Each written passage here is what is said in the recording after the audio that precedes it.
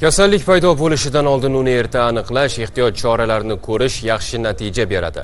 Inson salomatligini har tomonlama o'rganish va uni targ'ib qilishda baliologiya fanining ahamiyati katta. 21-asr fani sifatida qaralayotgan mazkur yo'nalish nafaqat jahon miqyosida, balki mamlakatimiz sharoitida ham so'nggi 10 yilda katta o'sishga erishdi. Unda O'zbekistonda tibbiy baliologiya maktabini yaratgan taniqli olim professor Shuhrat Ergashevning xizmati katta.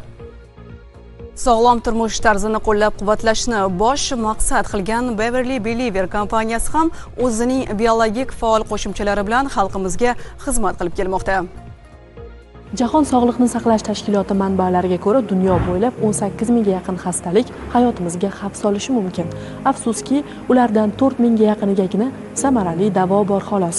14 mingdan ortiq kasallikka hozircha to'liq davo yo'q. Faqatgina profilaktika va nazorat qilish usullari bor xolos.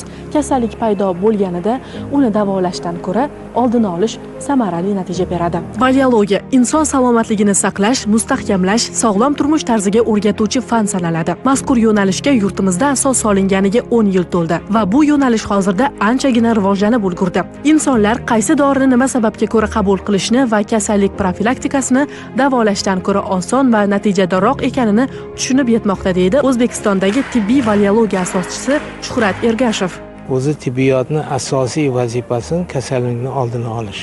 Shuning uchun mana shu baliologiya yoki preventiv tibbiyot deymiz. Preventiv degani bu oldini olish. Respublikamizda taraqqiyotiga rivoj topishga harakat qilyapmiz. Vrachlarni o'qityapmiz, ko'proq davolashdan oldin sizlar kasallikni oldini olishlaringiz kerak. Ya'ni maqsad bitta. Yoshlarga shuni yetkazishimiz kerak. Yoshlar o'zini sog'lig'iga qarash kerak. Yoshlar o'ziga mana jismoniy salomatlikka, ruhiy salomatlikka agar e'tibor bersa, maqsadga muvofiq bo'lardi. Yaponiya mahsuloti sanalgan Beverly Believer kompaniyasining biologik faol qo'shimchalari ham sog'liqni mustahkamlash, kasalliklarni oldini olish va insonlarning hayot sifatini yanada yaxshilashga xizmat qiladi. Kompaniya 8 yillik faoliyati davomida mijozlarga mahsulotlarni sotish bilan birga tibbiy bilimlar berishni ham maqsadlari safiga qo'shgan. Tarmoqli kompaniyalar juda ko'p atrofimizda va hammaning maqsadi oxirgi paytda faqat daromad olish bo'lib qolgan. Bizni kompaniyamizning mahsulotlari biofaol qo'shimchalar bo'lgani sabab shunchaki ko'r-ko'rona insonlarga bu mahsulotlarni sotish yoki targ'ib qilishni emas, aksincha nima mahsulot sotayotganini bilish.